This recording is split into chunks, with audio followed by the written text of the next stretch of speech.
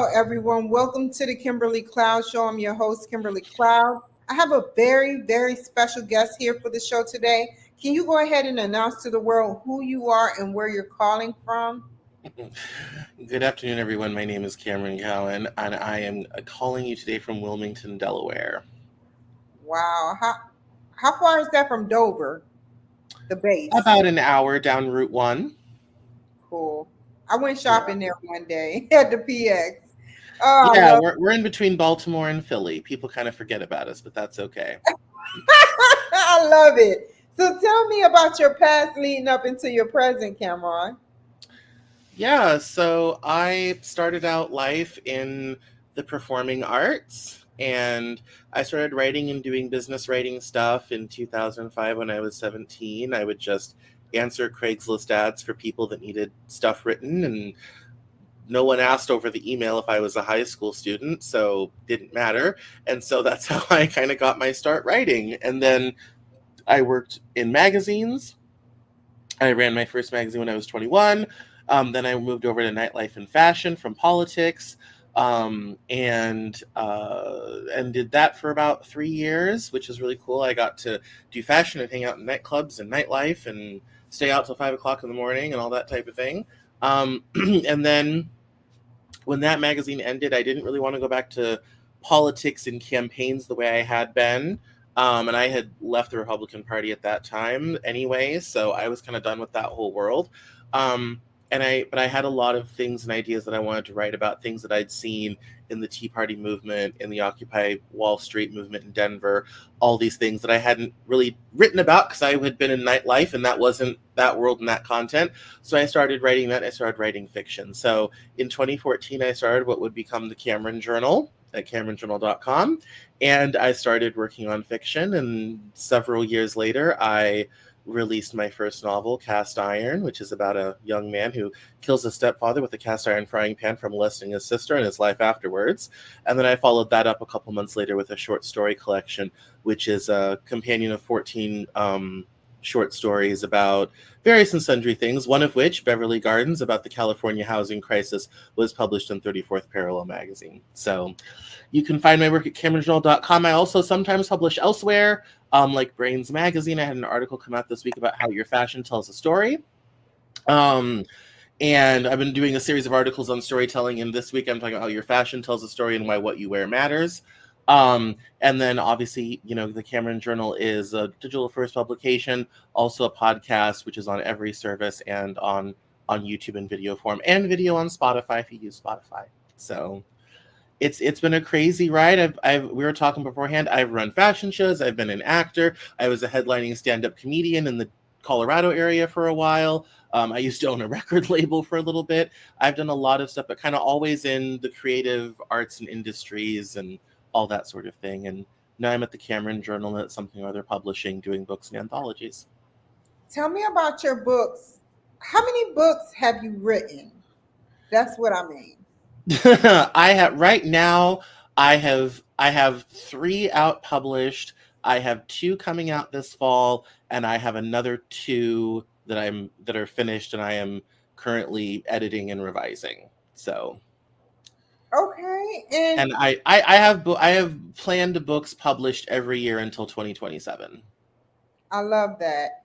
Tell me about the political and the AI, the geopolitical and the AI excerpts from the books that we talked about before the show. Yeah, so one of the big things that everyone I'm sure is kind of aware of AI through either Midjourney or ChatGPT, or you work at a business that's incorporating AI. Um, my next book, What the Hell is Going On, Post COVID Edition, which is kind of a reprint and update of my very first book, What the Hell is Going On, A Primer to Our World in the Age of Trump. Um, through cybersecurity and some other things, gets in a little bit into AI. As far as geopolitics goes, there's a great essay on domestic terrorism and why we need more surveillance for that stuff. But I as I'm sure everybody knows, there's a lot of going on in the world. We have the situation in Ukraine, we have the situation in Israel with Gaza and the Palestinians, and those conflicts are very emblematic of, you know, kind of what's going to be going on in the world moving forward. And that means for businesses, a lot of supply chain disruption. It's going to mean a lot of, money spent on military hardware. It's going to mean inflation. And it's going to mean, kind of a less stable world to do business in, which is very different than what we've had for about the last 30 years since the fall of the Soviet Union. Yes, as far and how everything going on physically in the planet conflict wise interacts with, the coming of AI, which according to one of the open AI experts, we could have an AI superintelligence by next year. Yes, I read that. Yes, I watched that complete interview. There already have been some massive layoffs from AI. The freelance writing business is gone, functionally speaking, thanks to ChatGPT and other services like that. And so we're in for some interesting times ahead. If people were hoping the post-pandemic period would be some type of return to normalcy, they're going to be severely disappointed. Because the pandemic fast-forwarded almost every trend we didn't think we would see till the 2030s, and it kind of held a lid on everything for a little while, and now there's kind of this explosion afterwards, and there's going to be a lot of things moving and changing. So my only advice is stay resilient, stay adaptable, stay flexible.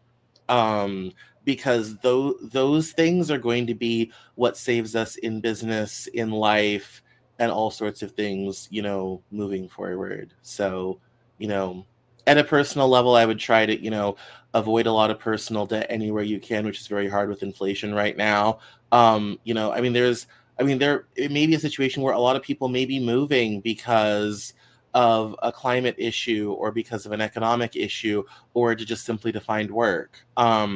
It's not going to quite be a big panacea like the Great Depression where we photograph it by Dorothea Lange and write about it. But there's, you may end up in a situation where a cross-country move needs to happen or something else.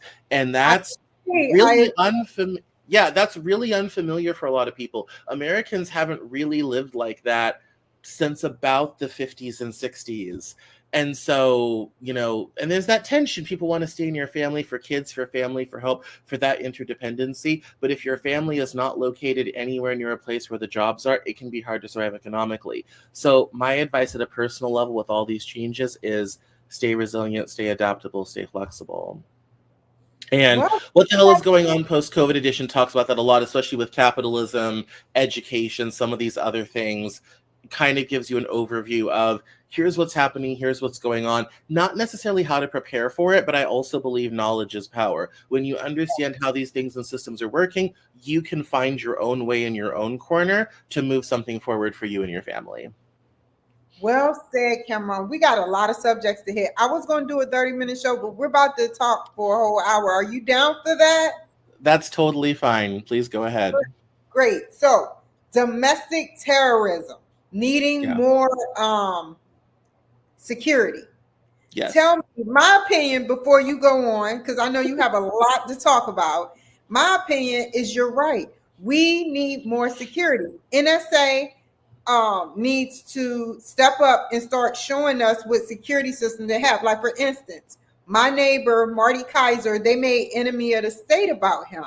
That was about my neighbor. And so I know what NSA can do, but it's no such agency. So they're out of the realm of the FBI and CIA, but they do surveillance us. So what I want to know is why can't they get into the government or however this is set up so that we can be more safer with terrorism going on? Because if we don't, phase one is when they're zombie-like sitting up there smoking crack and methamphetamines. Phase two is when they start fighting the cops, which we're in phase two because people are fighting the cops. Phase three is like, it's going to be like Iraq and Afghanistan. People are blowing up cars. There's martyrs or bombs everywhere. You don't know where to go. What is your opinion? Well, to some degree, the bombings have already started.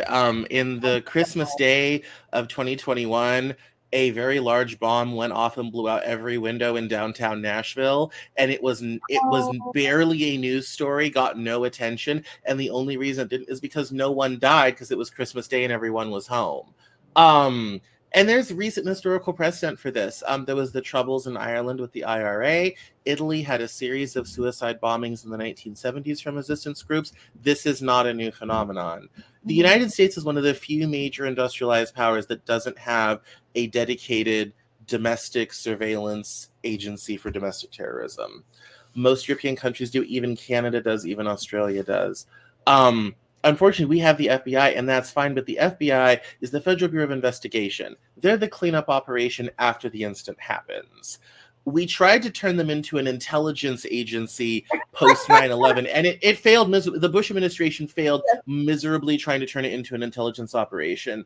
And the CIA is banned from working in the United States unless they're working with an FBI agent. If you want to see a very realistic way that works, go watch a movie called Sicario. It has an excellent way of how that happens with the drug war.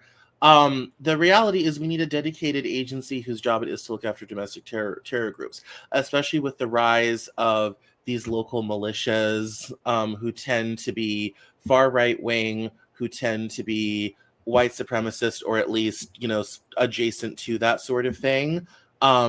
The FBI, has lists and kind of keeps an eye on those folks and all this type of thing, but there's not necessarily the type of surveillance that there would be in other countries. Even on the left, when you have some of these environmental groups that do really terrible things or sabotage this type of thing, oftentimes it catches us unawares. And so I did my first graduate degree at Norwich University, and I studied terrorism and asymmetrical warfare. I was actually the first class that had that degree concentration for international relations. And so the essay in my book, What the Hell is Going On, is basically I took a long paper I wrote about domestic terrorism in grad school, made it not sound like it was written for grad school, zhuzhed it up a little bit, and kind of modernized it, because I wrote that way back in 2011, so I had to kind of update all of that, and then say, this is still an important kind of thing that we have never done. And in all the things that we've done in the post 9/11 world and this type of thing, what we're not doing is we're not keeping an eye on, the Patriot Front, Ohio, that is a very well organized far right militia. A lot of these groups and things, we're just not keeping the eye on those that we really should, and it's really becoming a security problem. We talk about safety and lowering crime in American cities and all this type of thing. Getting better at that sort of thing is how you start to bring those crime rates down, break up those gangs before they get too out of control, like MS-13 in California. That started, I believe, in the Salvadoran prison system. So, well, tell me about, you really didn't hit the subject, which means it's not that you said something wrong, but you said something great, educating me every day. So NSA, and now I'm going to say, what is your input on NSA? And then the grid system. The grid system, meaning the electrical system, how people has been tampering with the electrical buildings. Tell me about that. There were 3 instances of that, one of which was in the Pacific Northwest, actually. Wow. Unfortunately, when it comes to the electric grid system, there were 3 instances. One was in Washington, one was in North Carolina. There was another one, I forget where it was. Those sites are basically unwatched. We kind of depend on people to just not screw with them, and now they finally are, so that's an area for more surveillance. As far as the NSA goes, it's going to be very hard to make a public case for the NSA getting involved in surveillance because of the scandal that happened during the Obama administration, where they were found to be tracking phone metadata from Americans when they legally did not have the mandate to do so. And that was started under the Bush administration, stayed through the Obama administration. It was supposedly shut down before the 2012 election, but no one really knows if that was a thing or not. And so, for security, though, do you think? Well, this is the balance. No, I mean, but here, this is the balance. This is where this is a struggle in this country. This is the balance we have to strike. In a free society, you want to be free enough to have your free speech, do what you want to do, is your rights of a free citizen, all this type of thing. But we also don't want to live in a third world PvP zone.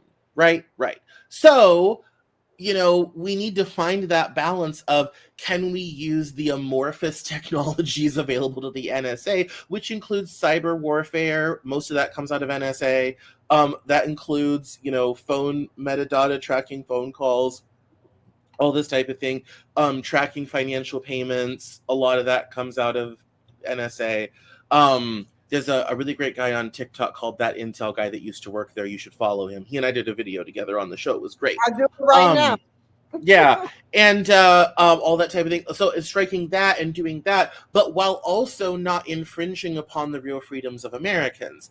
And that's where Canada, the UK, France, who have these type of agencies, they have different legal structures and things, and their constitutions are different, so they can do a little bit more than we can.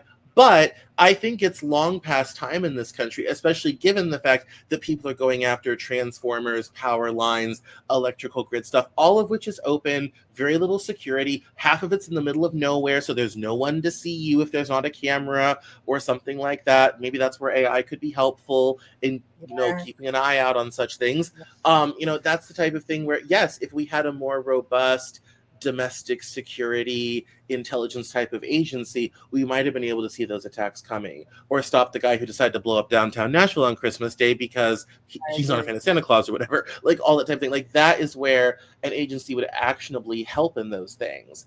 That's why I bring up things like MS-13. A lot of these things, a lot of times when you talk about these things, especially when I'm talking about these things in communities of color, everyone immediately sits back and like, oh, hell no, we've been there, done that. Does everyone remember when they blew up 6 blocks of Philadelphia to get rid of MOVE in the 80s? Like, we've been there, done that in communities of color for a long time. And I say, here's the thing. It's also communities of color that get adversely impacted when these things get out of control, because they tend to happen in lower income areas, areas of poverty, or they happen to vulnerable populations because they're vulnerable populations. So as difficult as it might be to embrace a little bit more security state, when it comes to domestic surveillance and intelligence for these, extremist groups, regardless of your political persuasion, it's still an important thing to have if it's run well within the right legal structure with the appropriate oversight. And we have other models in other peer countries to look from to possibly create that. To piggyback off of you, I think super intelligence coming out is going to be wonderful. And I think if they mesh it with the NSA and they understand and come out with laws that allow NSA to monitor us, I think we should be monitored once we leave our houses. Not everyone, but if they start acting suspicious in malls where they breaking glass, getting jewelry, or going underneath somebody's car, putting a metal detector under it. These are the things that happen. You don't know. Shooting synagogues, shooting up schools, shooting up movie theaters. I mean, all of the, yes. I mean, there is, and there are other countries like the UK that have been embracing a surveillance type of society since the late 90s. That's been very common, especially in London, not just the city of London, but Greater London, the county, the home counties. They've been had embraced that for a long time. Same thing in France, same thing elsewhere. Security cameras are visible in the public, can't miss them, they're there, they're a regular part of life. That's really unfamiliar for a lot of Americans. It gets a little big daddy government's watching type of thing. But the reality is some of these, especially these asymmetrical mass violent crimes type of thing, that's how you start to begin to stop those things, slow them down, get better intelligence, and stop them before they start. Imagine if we'd been able to stop the guy who shot that country concert atop Mandalay Bay, and there was all sorts of signs and things. And it's a casino. They have security cameras everywhere in casinos. I mean, everywhere, every hallway, everything. And there were still lots and lots of missed signs with that guy. I can't help but think an equipped domestic intelligence agency wouldn't be able to do something more about that. And also, and I'm not saying that it should be a singular thing given all the power. It needs to coordinate between federal agencies and local agencies and all this type. There definitely needs to be coordination and transparency to make it work. France has showed us that, so has Canada, but it's still a very necessary thing, and it's something that we just don't have. And I think the real lesson out of that is we don't have to live this way. we really Well, don't. okay, so we spent 20 minutes talking about that. Let's go into the vulnerability of drugs and the Ukraine and the Palestinians. Do you not Yeah. understand that there's a war going on? There's been a war, a mini war, but now there's a large war going on between the Palestinians and Ukraine. The bad people, not the good people, but I'm excluding the good people for the bad people coming in talking about ISIS and everything, just holding up flags, trying to kill Ukrainians, trying to kill Palestinians, and there's just a war in the United States. So what I would like to know is, when is enough enough? What is your input? I mean, it's never enough in a country where we have open discussion as to decide how much we should or should not be backing these conflicts. Ukraine has turned into a proxy war with Russia. We're basically at war with Russia, and Ukrainians are doing the dying. As far as the situation in Gaza with the Palestinians, Hamas, and Israel, Israel wants to drive out Hamas once and for all because October 7th was so traumatizing. I understand that impulse. Unfortunately, they're killing a lot of innocent bystanders while they do it, and they're doing it at the American taxpayer expense, and they're doing it with American equipment that's built in Yes. Ohio and Indiana and places like that. And so, unfortunately, both of these conflicts, although they are separate, both of them are victim to our current ideological battles politically in this country. It is interesting the Republican Party is taking the side of Russia. Ronald Reagan is turning over in his grave on that side, and that's mostly about cost. The Ukraine war has definitely run into money. We've spent about $200 billion fighting the war in Ukraine, and that is not going down anytime soon. The Palestinian situation is already well over $100 billion. So we're spending a lot of money, fighting these wars and conflicts and all this type of thing.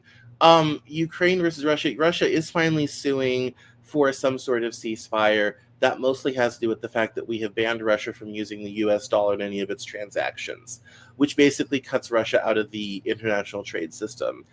They can't sell their oil at a profit, and they can't sell it in dollars. So that's, I think, why Russia is going for a ceasefire. As far as the situation in Gaza goes, Israel's going to take it as far as we will let them. And I think the good thing that they have done is they have taken Hamas down several pegs. It will be a long time before Hamas is able to mount anything like what they did in October again. The downside is that there is no more Gaza. There is no more West Bank. Any land the Palestinians once had is either been settled on the West Bank, or in the case of Gaza, is now under occupation.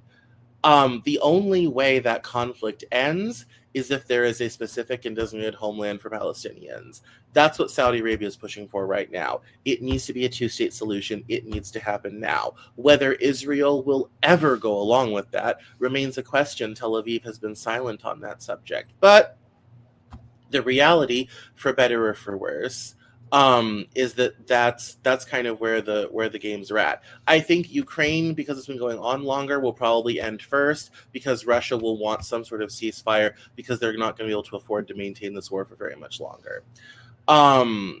Gaza, as far as the Palestinians, Hamas, and Israel goes, that depends on a great many factors. One is American public opinion, which still remains on the side of Israel, but we've had those campus protests. Anyone under 40 does not view that conflict the same way people over 40 do. I think if the Saudis can get some sort of agreement on a Palestinian state as part of their normalization of relations with Israel, I think that will be about as close to peace in the Middle East as we're going to get for about the next century. But there is an opportunity here to make that happen. And I think if the Biden administration can pull it off, it will probably be the biggest thing to happen in that region since Carter signed the Camp David Accords in the 70s with Egypt. Well said. Well said. You know your history, and I'm learning from you. So Ukraine, I did some stories about that. And Ukraine is a good place. There was pregnant women getting C-sections, getting blown up, and everything, and then there's money like documented, but it's just so much money being invested in Ukraine for weapons and not the people. Because when a person dies, if a stimulus check goes to them, it's going back to the government. It's not going to them. Well, and So you've had a huge immigrant crisis come out of Ukraine as well. People have fled to Poland, they've fled elsewhere in Europe, all this type of thing. So you've had a tremendous fleeing of people, huge brain drain. People left Russia because they have all the sanctions, all this type of thing. So you've had this just flood of Russians and Russian Ukrainians out into the rest of Europe and to the United States. It's gotten so bad that Ukrainians are flying to Mexico City, taking a bus to the border and walking across with whoa, America. Yes. whoa.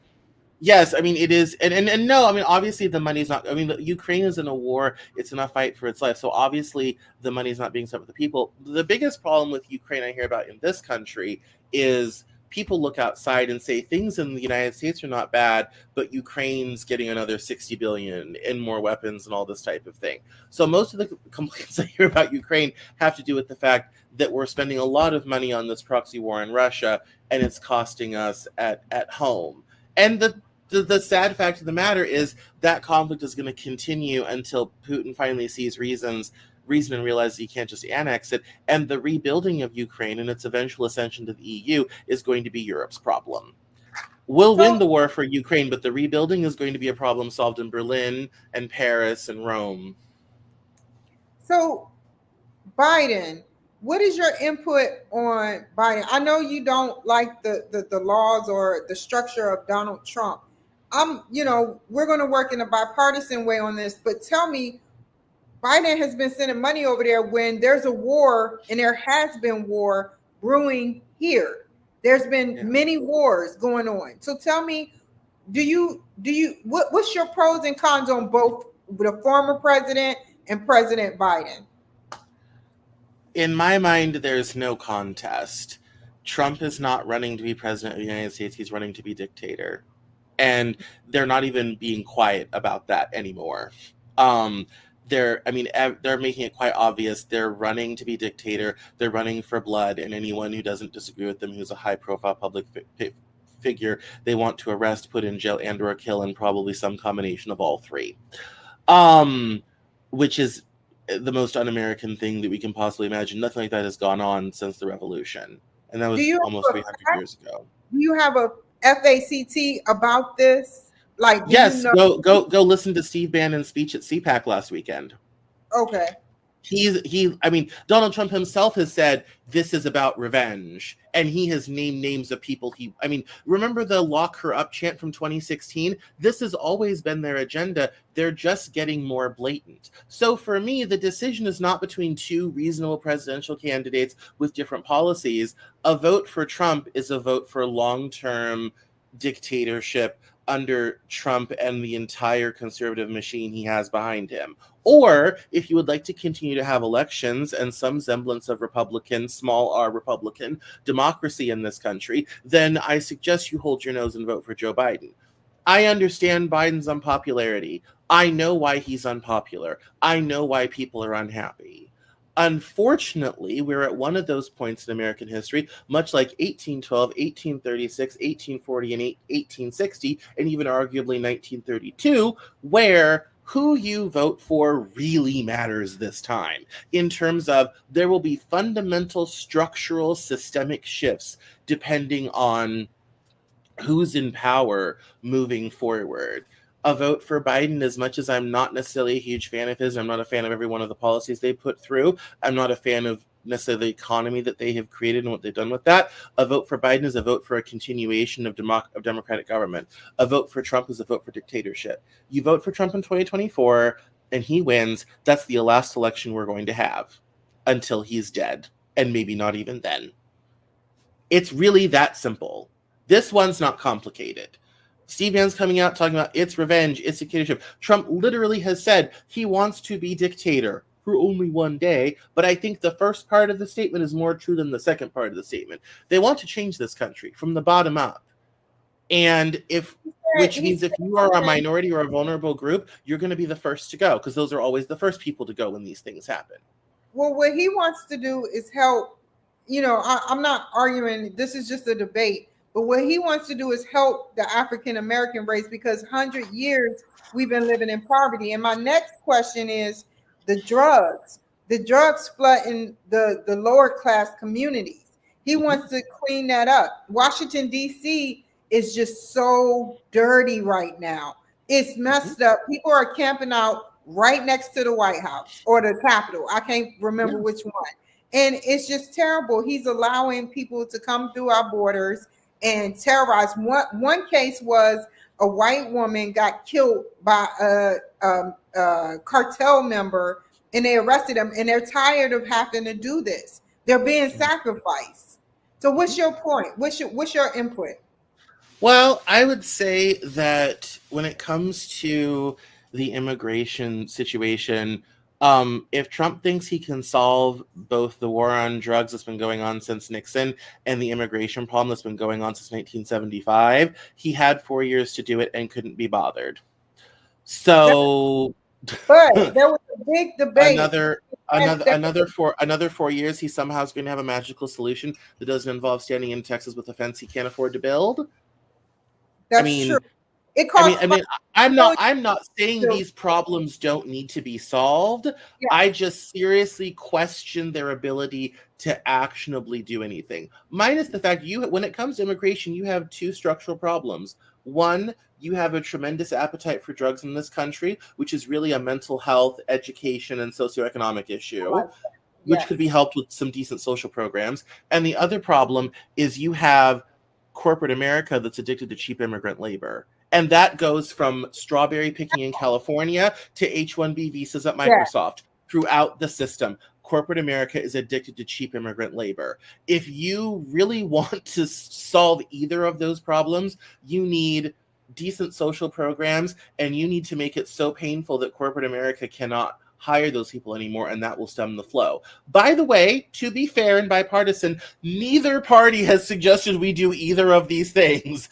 No one is actually suggesting solutions because it's not in the interest of anyone to solve either of these problems. The banks make too much money from drug money that they launder, and we know that they do it. They have been sued and fined multiple times for laundering drug money. Corporate America wants cheap immigrant labor, so corporate America is going to not let the government do anything that's going to keep them from their cheap immigrant labor. So you have giant forces at work who want to make sure that those things never get solved. And the unfortunate reality, to your point, is that vulnerable communities of color are the ones that are oftentimes impacted with these things. However, returning to the presidential election, I still think even though wages for African Americans went up under Trump, and he says he wants to do a lot of things and all this type of thing, I would rather have a democracy going forward than whatever crazy idea Trump has that he thinks can help us. There's a long tradition of people coming into Black churches, making a lot of big Trump promises to the Black community, and very rarely do those things ever actually end up happening. I would say, I wouldn't, we've had him for 4 years, and, what did we really get? Not much. Can I ask you something? You have a plan. Let me give you an example. You have a plan. You said everything that should be done in corporate America, doing illegal immigrants or cheap labor for migrants, or however you said it. I was listening. Yeah.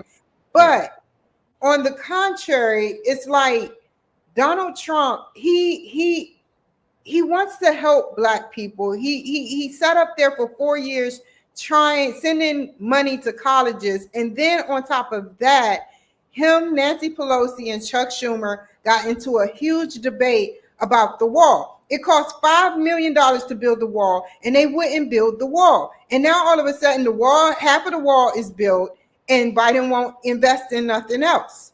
So that's my point that I'm getting at. What is your input? I mean, the wall is a nice symbol. I always laugh when we have this conversation because when I was in debate club, when I was 14 years old, I suggested building a concrete and metal wall on the southern border, and everyone thought I was being ridiculous and extra and so stupid. And I'm looking at this now being like I want to call on my old debate team and be kind of like, what now? What do you think about this now? This is now a huge national debate. Cameron and his silly, stupid wall. But the sad thing is most immigrants come by air or by boat, and the cartels are very good at digging tunnels. So any sort of physical barrier on a border that, by the way, is 2,500 miles long over some of the most rugged terrain and a river along the way is honestly probably not the most effective solution. You know what does work really well, though? Making sure that Border Patrol is well funded and the salaries are good. That works really well.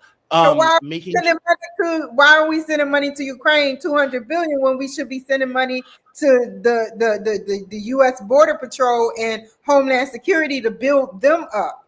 Well, therein is the argument that all this money is going to these overseas conflicts, not that we don't have enough problems here. And I would say, yes, it would be good to make sure that we're funding Homeland Security and all this type of thing. Here's the sad reality. If we had allowed Russia to entirely annex Ukraine more than Obama let them annex Crimea in 2013, if that would bring Russia up to the border with Poland. And that would basically precipitate a timer on how long it is before a direct conflict. Well, here's the problem. Poland's a NATO country. So when Poland and Russia start sharing a border again, which they have not since the fall of the Soviet Union in 1991, the timer starts on how long before you end up a war between Russia and NATO. The advantage of keeping the war kind of over there in the eastern part of Ukraine towards Russia is it prevents that conflict from becoming more into NATO than it already has been. It's basically conflict mitigation. And unfortunately, because this is the real world and this is the real life, we have to do both we have to try to do both as best we can with the resources we have at the same time. Because if Putin had been allowed to annex Ukraine, somebody else would have been next. And the reality is if they tried to annex Poland, Poland's a NATO country, they can trigger Article 5 and all nations have to go to war to stop the threat, which means you have a direct war with Russia. When Ukraine, it's just HIMARS and Patriot missile systems. It's kind of a low-level conflict. If we get involved directly, it's B-52s carpet bombing Russian positions in Ukraine. It's F-35s dodging Russian radar and going on sortie missions in Western Russia. It becomes a much larger, protracted, expensive, possibly nuclear conflict. So as much as it seems like it's a waste of money, it's actually saving us from a greater conflict that would kill more of us. And I've been making that argument since the earliest days of the war in Ukraine. And this is where geopolitics gets messy and doesn't fit into nice, neat little buckets. So my argument would be, yeah, would I like to have sent that $200 million to the Homeland Security and the border and Border Patrol so we could have a more robust southern border? Yes, absolutely. Mexico's doing a great job, but they need more resources. However, I also don't want to find out how many of Russia's ICBMs still work. You know, 3 things I want to say. Why don't we send money to 200 billion plus some to Ukraine, but also invest, because we're in a deficit anyway. Send more money to the U.S. Border Patrol and invest in our military, because China's military is like so sharp. And then the next thing, I was wondering about the oh my God, you caught me with this one. You really did, because I'm trying to pick up on everything you say. Oh yeah, the grid system. We were talking about the grid system, and in Russia, I read somewhere Russia said that they would bomb if we keep interfering. They would bomb literally our electrical system, and it takes seven major electrical systems for them to wipe out everything. Tesla cars not working, everything not working. What is your input on that? Russia doesn't need to bomb the U.S. electrical grid. They'll just hack it. One, they can't bomb it because they're long-range bombers.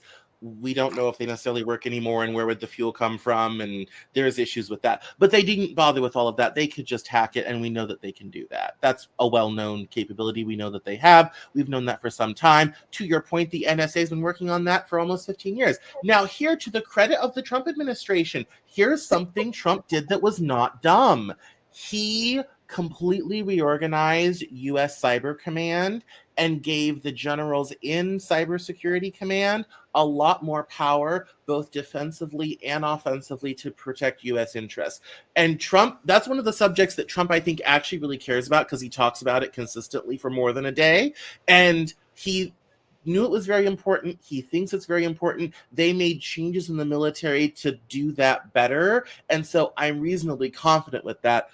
Here's the thing you have to remember when you read things about Putin. Putin likes to saber rattle. He likes to generate very scary headlines in Western newspapers. And when he comes out and says, oh, I might have to use a nuclear weapon or a tactical field nuke, or I might have to bomb, the Texas Exchange or whatever have you, that generates very scary headlines in Le Monde and The Guardian and the New York Times and the LA Times and the Washington Post. And Putin likes that type. It's an old-fashioned KGB propaganda trick. They did it in Prague for years and years and years to their own people.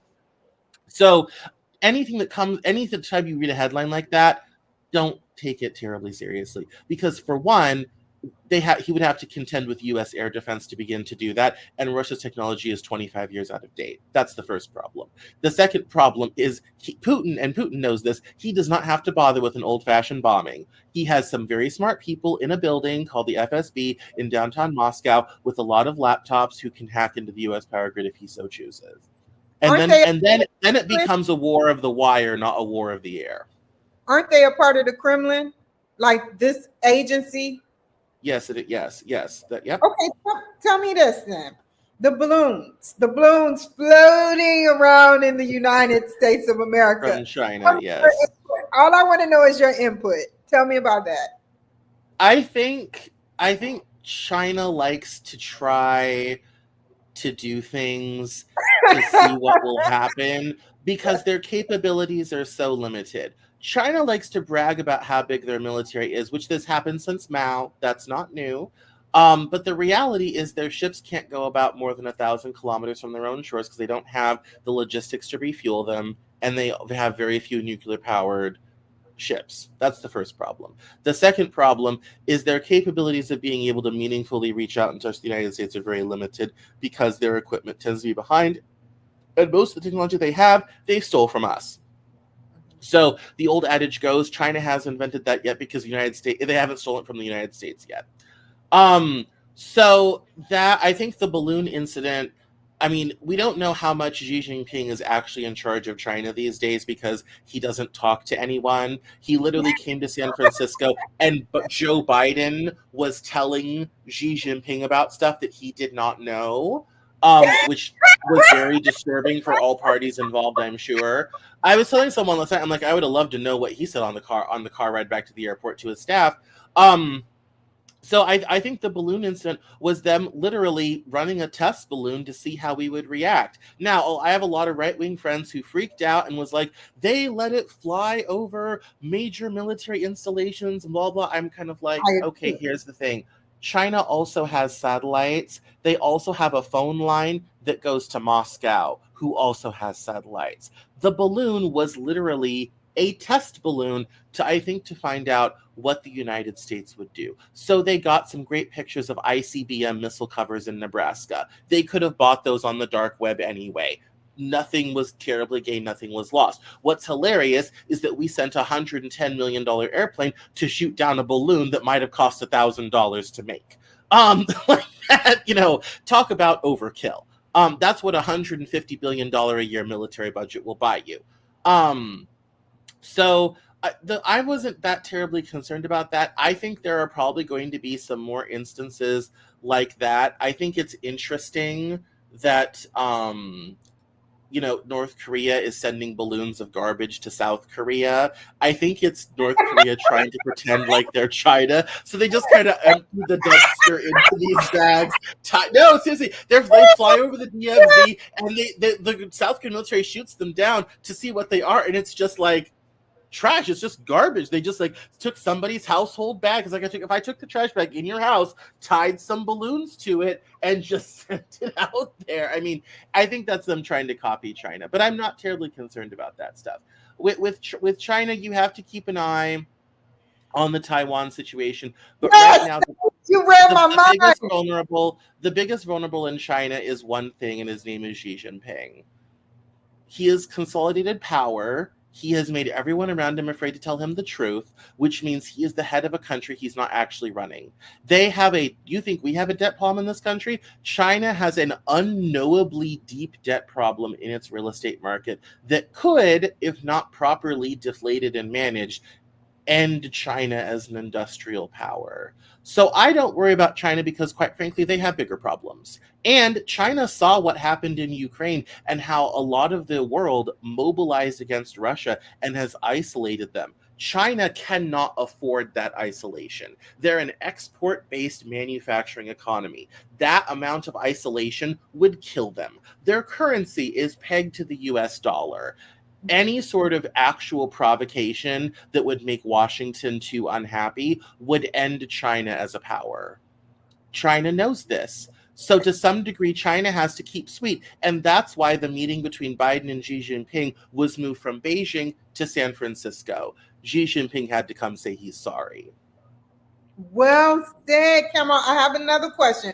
You were talking about Taiwan. As I was writing down Taiwan, we have a connection. So I wanted to know about when Nancy Pelosi went all the way to Taiwan to meet the female president of Taiwan, because what happened was, but I'm telling the audience, what happened was China moved this ships closer, sort of like what Putin did when the war first started, because Putin kept saying there is no war, there's not going to be no war, but they were doing exercises outside of there.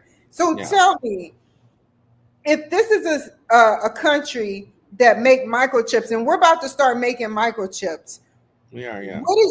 What is your input on the rise and fall, or maybe a rise of Taiwan? Well, there's a long history with Taiwan. So Taiwan was formed by Chinese nationalist separatists who lost the war in mainland China and fled the communist regime under Mao to the island of Formosa that we call Taiwan in the West. And that was in 1948. So it has been the official policy of the CCP, the Communist People's Republic of China, that Taiwan is a breakaway province that is part of China, and they will one day bring their government and that back into line. China made a mistake. How? When the British lease in Hong Kong ended in 1997, and Hong Kong returned to be part of China, and China announced 2 systems, 1 government would be the new policy. Hong Kong would be able to keep its democratic elements, but under the mainland Chinese flag. If they had seriously managed that to where Hong Kong had the suitable amount of autonomy, and no security crackdowns and all the stuff that happened about 2016, 2017, 2018 in Hong Kong with those big protests and everything, where China basically threw out the entire Hong Kong government to install their own lackeys. If China had played their cards different and really gotten serious about the 2 systems, 1 government, they probably could have convinced the Taiwanese, who at the time, before Hong Kong happened in the 2010s, were maybe convinced a sort of 2 systems, 1 government thing could work, sort of thing. When China cracked down on Hong Kong, it made it very clear to the Taiwanese there would never be a 2 systems, 1 government with Taiwan. It's a 1 system government. It was supposed to be a 2 system with Hong Kong and China, and it did not work. So therefore, Taiwan don't want to be a part of China. You got it. Exactly. It's the same thing like in church when you're supposed to have the traditional service and then the praise service, and they start bleeding into each other. Same problem, but just nations. And so so now Taiwanese public opinion is absolutely not. We will never come back. And so now you have this this real tension. You have this implicit guarantee of security from the United States, but also with a mind. And one of the reasons why we're building semiconductor chip plants here in America is Taiwan is hard to defend. It's very close to China. It's not that far. It's only about 200 kilometers offshore. And it's very hard to defend. It would be a very expensive war. There's a nuclear potential as China is a nuclear power. Can I and that supply chain is long, even when you're coming from Guam and Japan. So I think the reason they're building those plants basically is a backup. If Taiwan ever falls, and there's a realistic reality that it might, you need to be able to continue having modern 21st century technology. And so it's best to start constructing some of those highly automated plants in a safer environment here in the United States. And that's also happening in Canada. It's also happening in Europe. It's happening in Australia.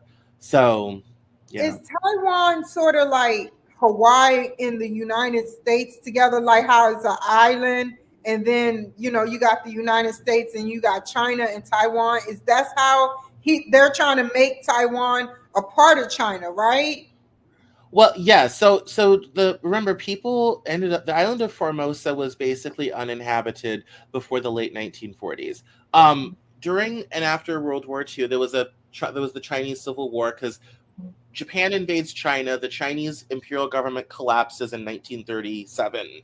A civil war breaks out between the Chinese communists led by Mao and the Chinese nationalists led by a guy named Chiang Kai-shek. Mao won, communists on mainland China won. Chiang Kai-shek and his buddies went to Formosa, which we now call Taiwan.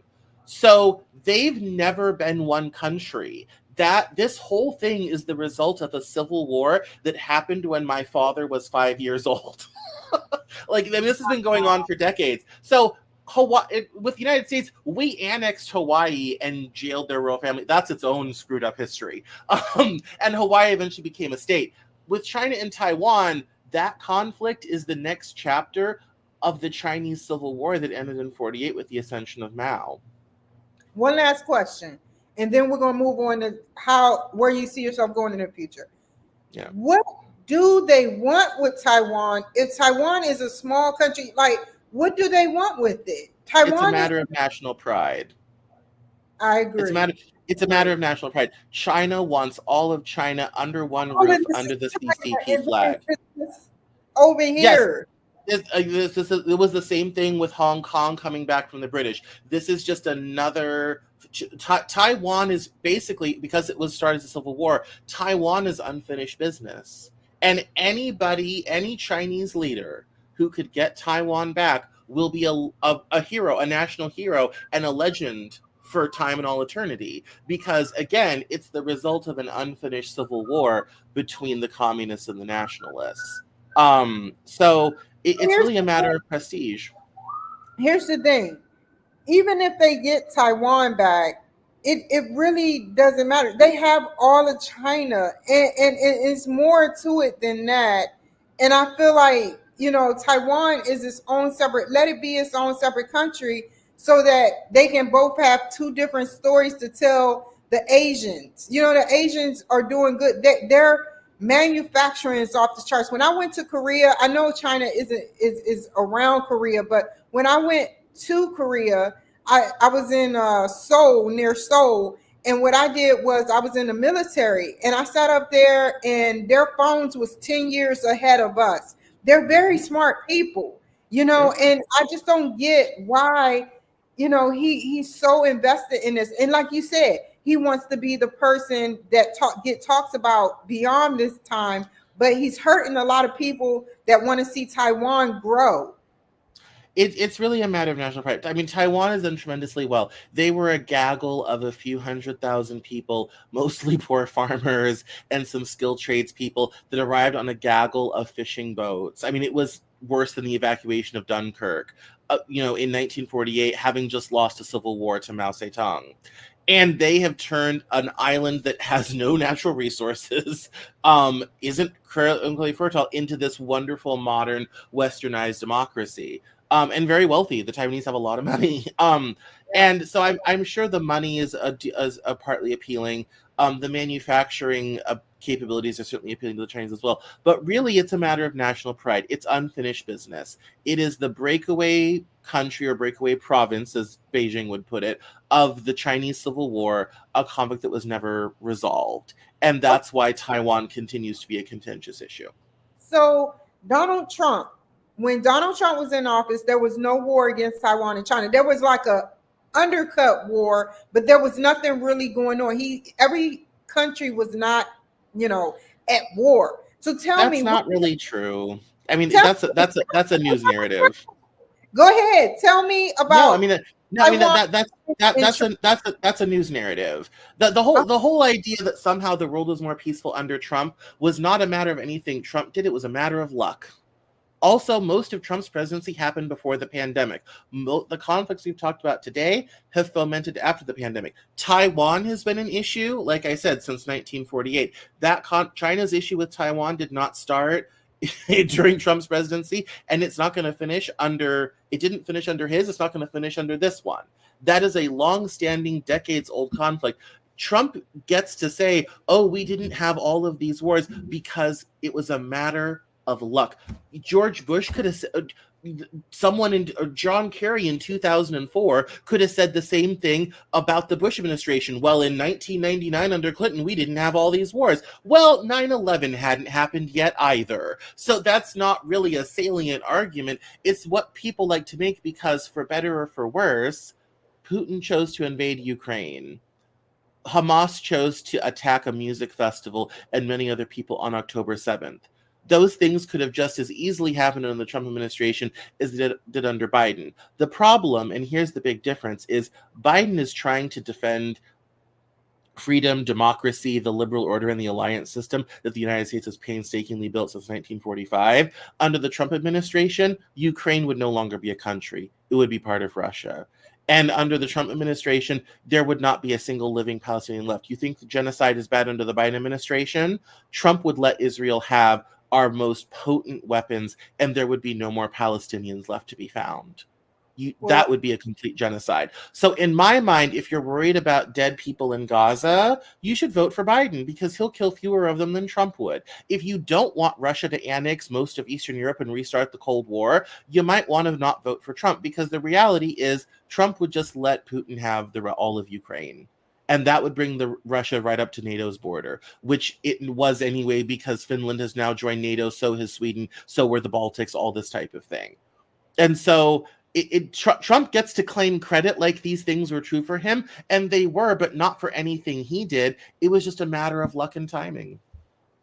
Okay, we'll just have to wait to see if he becomes president, what happens. And if he do, but if anything like what you said happens, I'm inviting you back on the show and we're going to have a totally different conversation.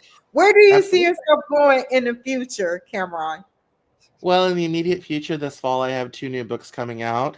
What the Hell is Going On Post-COVID Edition, and America's Lost Generation, that tells the story of millennials and the great financial crisis through the lens of Japanese young people in 1991 who also went through a financial crisis. We have great videos and whatnot coming out every Monday at CameronJournal.com and new content during the week. And I have new writing courses coming out, so I just want to keep going on this train of doing a good job of helping people understand that the world may be complicated, but at least the Cameron Journal is not. I cannot wait to read some of your material. Tell me about how the people can find you, and then we'll end there. Yep, so you can find me on Instagram and Twitter at Cameron Cowan. You can find me on Facebook, facebook.com/Cameron L. Cowan. And I'm also on Pinterest as well if you want to go see some of my more creative photo stuff. I'm also on LinkedIn. Feel free to follow me. I do a newsletter twice a month on business trends and futurism. So make sure to go find me at LinkedIn, Cameron Cowan. And and if you don't want to write down all those links, just head over to CameronJournal.com. They're all right there for you. Thank you so much, Cameron, for joining my show. Stay on the line. You guys, you take care, man. Like, this guy is so smart. He like the brain whiz kid. So you take care, y'all. Be safe, and I'll be back on here a little bit later. Thank you.